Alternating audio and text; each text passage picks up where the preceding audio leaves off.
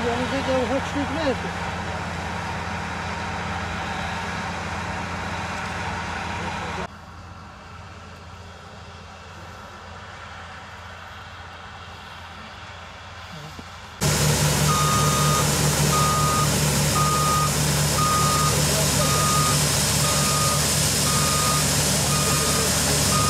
Son bir hafta, 2 hafta önce Tarım Bakanlığı tarafından 2020 yılı tarımsal desteklemeler açıkladı. Sanırım 26 milyar civarında bir destekleme açıklandı.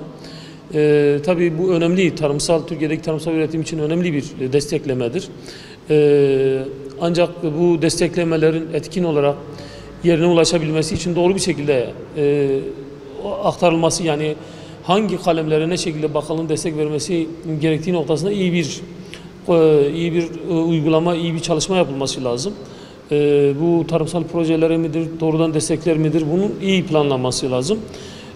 Malumunuz geçen bir ay öncesinde Tarım Bakanlığı tarafından bir münavebe uygulaması sistemi getirildi. Bu münavebe uygulamasını dediğimiz gibi önceden bir açıklama yapmıştık. Olumlu buluyoruz. Ancak bu münavebeye işte zorunluluk getirip münavebeden sonra 3 yıl üst üste aynı ürünü eken çiftçilerin destek almaması noktasını biraz o konuda olumsuz bulmuştuk. Bunun sebebi de işte çiftçiler kâr marjı olan tarımsal üretime yöneldikleri için münavebeyi 3 yıl devam eden ürünlerde eğer kâr marjı yüksekse maalesef çiftçi bundan vazgeçmiyor.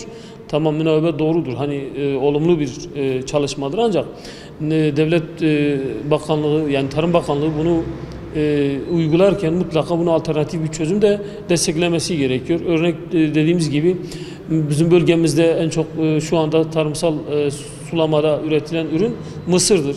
Mısır kâr marjı yüksek olan ve üretimi daha kolay olan bir ürün olduğu için çiftçi sürekli ona yönelmektedir ve uzun yıllar Mısır'ın toprağı çok aşırı bir şekilde yormasına rağmen çiftçi vazgeçmemekte bunun üretiminde.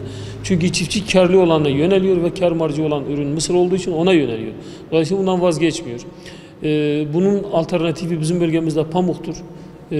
Çiftçinin pamuğa geçebilmesi için kâr marjının yüksek olması lazım. Ancak girdilerin pamukta çok yüksek olması nedeniyle maalesef çiftçi mısır üretimini bırakıp pamuk üretimine geçmiyor. Şu anda bakanlık tarafından ton başına 800 TL pamuk primi uygulanmaktadır ve bu pamuk üretimi için yetersiz kalmaktadır. Eğer bakanlık 3 yıllık bir münavebe getirip çiftçinin mısır üretiminden vazgeçip pamuğa geçmesini istiyorsa mutlaka pamuğu biraz daha desteklemesi, pamuğa daha fazla destek vermesi gerekiyor ki hem münavebe uygulansın hem de çiftçi ürünü değiştirsin. Maalesef bugün işte geldiğimiz noktada Kasım ayı itibariyle çiftçilerimiz ÇKS'den vazgeçiyor. Hani münavebeden dolayı destek alamadığı için bugüne kadar bize başvuru yapan ÇKS önceki yıllara oranla %20 seviyesine bile ulaşmamıştır. Çünkü çiftçi mısırdan, hani kâr marjı iyi olduğu için mısırdan vazgeçip başka ürün ekemiyor. Bu durumda destek alamıyor. Destek alamayınca ÇKS başvurusunu yapamıyor maalesef.